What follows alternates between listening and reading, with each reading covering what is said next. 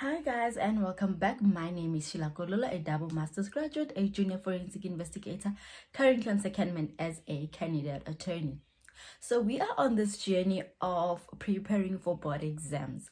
I sat in August 2024 and passed all 4 of my board exams, and I still share the view that board exams are not difficult. We just register other people's experience. So I am here to take you guys through the journey, just helping you guys understand some of the things that you might find difficult. And for those, unfortunately, that cannot afford to pay tutors and all that, I am here to guide you guys. So yesterday we were busy. We started with the liquidation account. We dealt with immovable property, movable property, and claims against the estate. So today we'll be dealing with the liabilities. So liability, essentially, as you should understand it as a law graduate, is that these are debts and claims in the estate, right? This is money owed. This is money now that the estate must account for and pay out, right? So now under our liabilities, we've got administration expenses. Now these are costs that we incurred because we were administering the estate. Like the master's fees, we incurred the cost for the master's fees because we are administering the estate. Same goes for executors fees, same goes for attorney fees or conveyancer fee, all those things, your postages and those are costs that we incurred in the process of administering the estate. And then now we go on to claims against the estate. Claims against the estate, these is creditors that had a claim. Either the deceased, while he was still alive, he owed them, and then now they come back and say, okay, there's a bond against the house, it has to be paid. There's a car loan that was not settled, things like that. SARS needs to be paid. All those things, those are claims against the estate.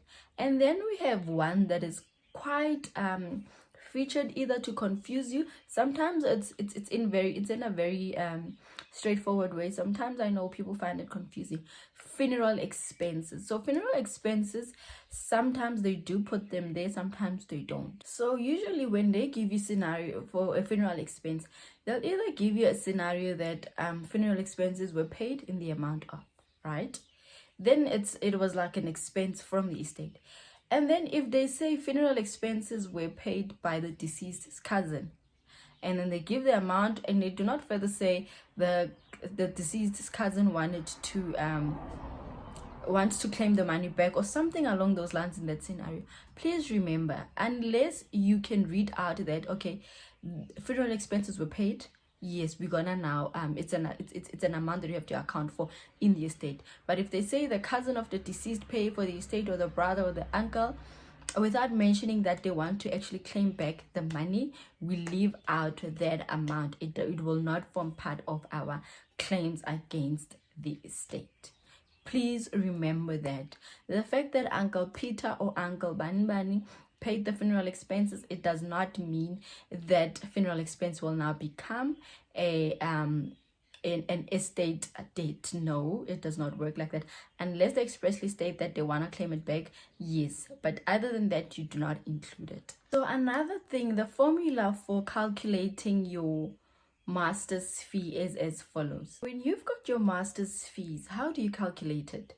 So you would have calculated your asset, which are made of your movable, immovable, and cash, and claims in favor of the estate or cash. So those will be your total. So you're going to take your total asset minus 400,000, and then you get an answer. And then that answer that you get, you're now going to take it and then divide it by 100,000. The same answer that you got from that 100,000 equation, you are going to take that answer and then now times it by 200. So whatever you get, please remember, your master's fee is always kept at 7,000. So let's say you calculate, you get your total asset minus 400,000, get the answer, that answer divided by 100,000, and then you get the answer, and that answer times 200,000, you get a figure that is over 7,000. No, you're gonna keep it at 7,000. So let's say you get your final answer now becomes 800. Let's say 8,500. Your answer will be kept at 7,000. your master's fee are always flat out kept at 7,000. So please remember this. When you calculate, you find that your answer is 7,100. You are gonna keep your answer to 7,000 because master's fee is kept. And then executor's fee, it is calculated at total assets times 3.5%. And that's how you calculate your executor's fee. So please don't confuse the two in the exam. Remember, master's fee, it's the one where you've got to think about, it's a 400 step, 100,000, 3 steps, right? So you're gonna take your total asset minus 400,000. You take that answer divided by 100,000. You take that answer times 200,000, and then you give your answer. If it's above 7,000, you kept your answer to 7,000, and then your executor's fee, it's your total asset times 3.5%. That's how you calculate your total executor's fee. And then if it happens that they say you are a VAT vendor, right? So if they say you are a VAT vendor, please remember you need to calculate VAT. So you will get your executor's fee that you would be entitled to in terms of your 3.5%, and then you calculate VAT. After calculating your 15% VAT, you add your 15% VAT plus the amount that you got from your first calculation, which was the total assets times 3.5. So you're gonna take the answer that you got there plus now the VAT amount that you got, add them together, and that's your total executor's fee. Please remember this. Once they say you're an attorney and you're a VAT vendor, remember that you must get your executor's fee, and then after that you then now calculate your VAT. After calculating your VAT, you come back and add the two, and that's your total executor's fee. Remember, guys, for your exam. I hope you guys understood the liquidation account, because that's it. That's the liquidation account. So you start with your immovable, movable claims in favor of the estate, and then you calculate all those amounts, and then you put your total assets. Once you're done with that, you go now to your other account, which forms part of the liquidation account, which is your liabilities. And then with your liabilities, you've got your administration expenses. These are all the costs that you incurred in administering the estate. And then you move from that, you now put on your claims against the estate, which are now, these are creditor claims that they have against the estate. So what you're going to do is you're going to take your administration expenses as well as your liabilities, you add them together, you get your total liabilities. And then once you've got your total assets and your total liabilities, what you're going to do is you're going to now have your total assets minus your total liabilities.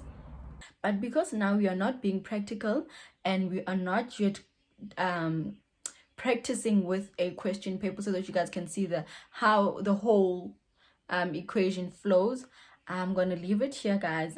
Go through your past paper, understand, read the scenario, see if it makes sense, and then I will be dropping another video. Now it's for you guys to understand your basics. So now we have 4 accounts outstanding. That is your recap account, your distribution account, your income and expenditure account, your fiduciary asset account, as well your estate duty addendum.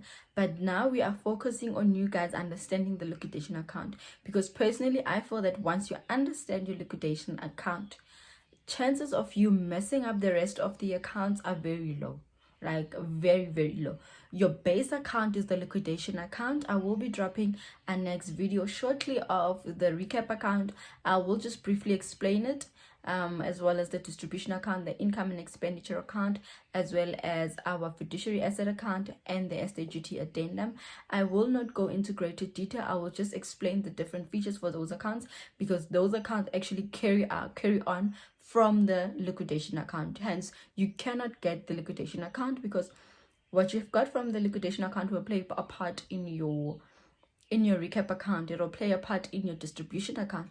It'll play a part in your income and expenditure, and how you understand your income and expenditure, and also how the amounts that you also be posting to your estate duty addendum. So I need you to understand the basic account that you cannot mess up, because once you've messed up there on the liquidation account, it's chai. So that's it from me. Please go through your past papers, read the scenario. You don't need to know the layout of the liquidation account at this point. What you need to know, what you need to prioritize is understand the different functions of the transactions and how you treat them. The moment you know how to treat them, and you're now going to your posting stage, learning how to post and carry over the accounts, it'll be a lot easier for you to post, because you know that, okay, if I have an investment, this is how I deal with an investment. If I've got a policy, this is what I should look out in a policy to know whether it goes in or not. So those are the basic things that you need to master before we can now start prioritizing you knowing how to post, right? Posting is really easy. What you need to know is your basics, your basic principles.